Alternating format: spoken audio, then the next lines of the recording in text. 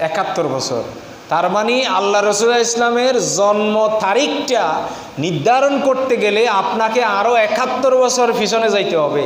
এটা কি 12 তারিখ ছিল, নাকি এটা 28 তারিখ ছিল, নাকি সফর মাস ছিল, নাকি রবিউল আউয়াল মাস ছিল, কোন মাস ছিল?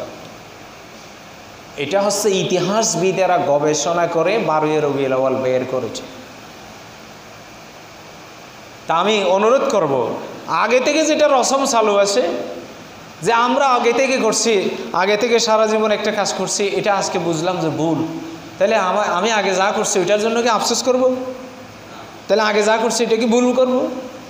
তা আমাদের কিছু ভাইয়েরা, কিছু ব্যক্তিরা এই কথাগুলো বলে যে আমাদের পূর্বপুরুষেরা কি ভুল করছে। আসলে এই ডায়লগগুলো হচ্ছে মক্কার কাফেরদের।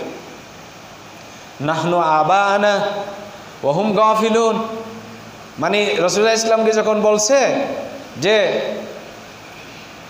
রাসূলুল্লাহ ইসলাম যখন বলেছে যে তোমরা মূর্তি পূজা ছেড়ে দাও, এক আল্লাহর ঈমান আনো, শিরিক করিও না, ব্যভিচার করিও না, সুদ খাইও না, এই যে যখন বলছে তখন তারা কি বলছে যে আমরা যে তুমি যেগুলা বলছো যে আমাদের পূর্বপুরুষেরা আগে থেকে যা করে গেছে এটা কি ভুল করছে।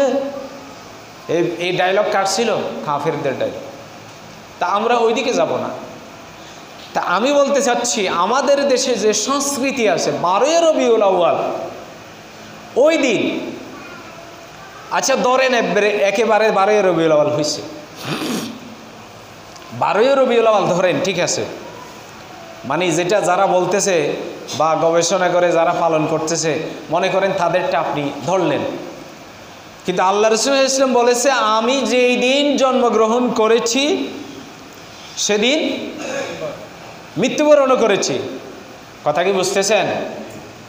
একটু দুরূদ শরীফ পড়েন। সালাতুনিয়া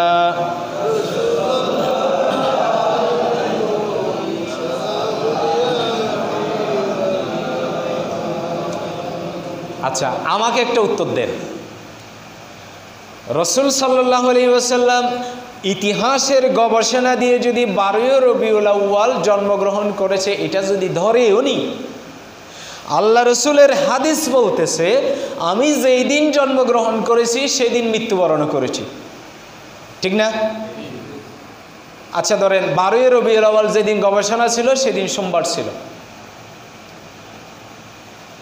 এখন আবার ইতিহাসবিদেরা এটাও বলতেছে মৃত্যুবরণও 12 রবিউল আউয়ালের দিন, এটাও কিন্তু আছে।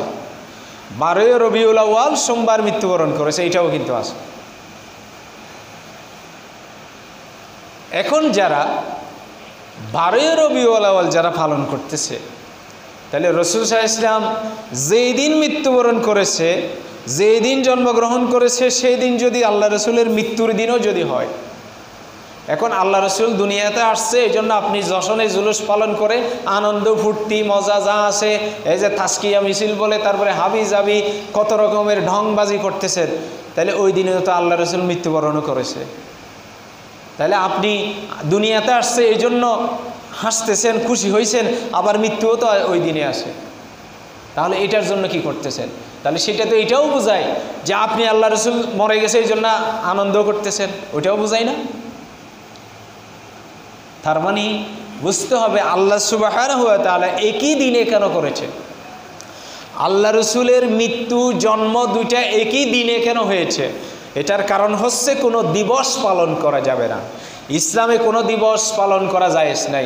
জন্মদিন, মৃত্যুদিন, তারপরে বিবাহবার্ষিকী, এই যে হাবি জাবি যত দিবস আছে সব হারাম, সব হারাম। মুসলমানের ঘরে এগুলো আছে না নাই? এগুলো মুসলমানের কালচার না যে ছেলে মেয়ের জন্মদিন পালন করে, তারপরে যে বিবাহবার্ষিকী পালন করে, মৃত্যুবার্ষিকী পালন করে, জন্মবার্ষিকী পালন করে, সবগুলা হারাম, জায়েজ না এগুলা। এই দিবস পালন করা এগুলা হচ্ছে খ্রিস্টানদের কালচার, এটা খ্রিস্টানদের থেকে আসছে, ইহুদিদের থেকে আসে নাই, মুশরিকদের থেকেও আসে নাই। দিবস পালন করাটা ছিল খ্রিস্টানদের কালচার। আমরা এই কালচার থেকে বের হব। কোনো মুসলমান, কোনো ছেলে মেয়ে, কোনো বিবাহবার্ষিকী বা কোনো বার্ষিকী, কোনো দিবস মুসলমানদের পালনের বিষয় নয়। আমরা এখান থেকে বের হব, আমরা এখান থেকে বের হয়ে আসব।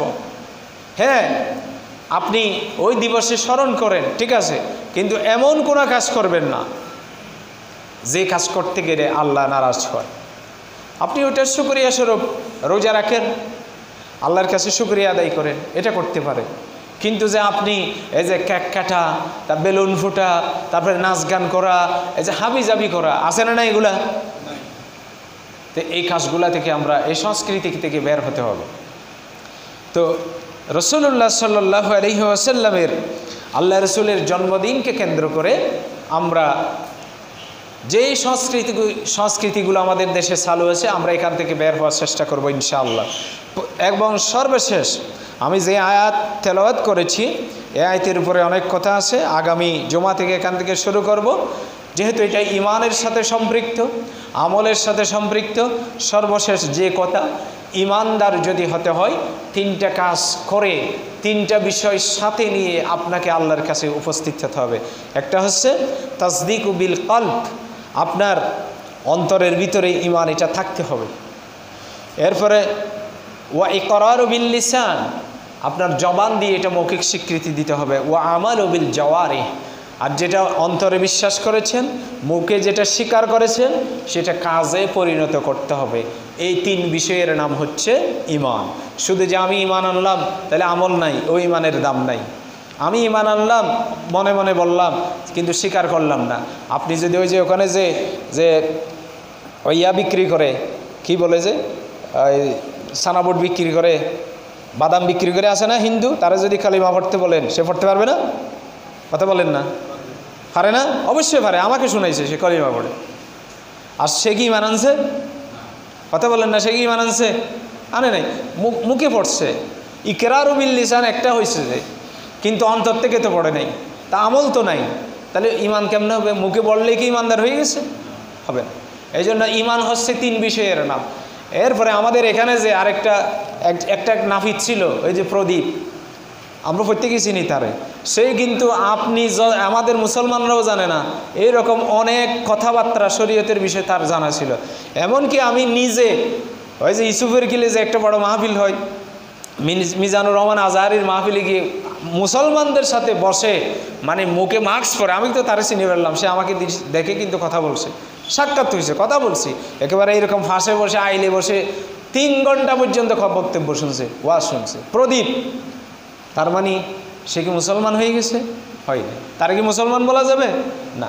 কিন্তু ভালো লাগে, অনেক অমুসলিম আছে, মুসলমানদের কালচার, কথাবার্তা, আমল, তারপরে কোরআন হাদিসের কথা এদের ভালো লাগে, কিন্তু আমল করে না।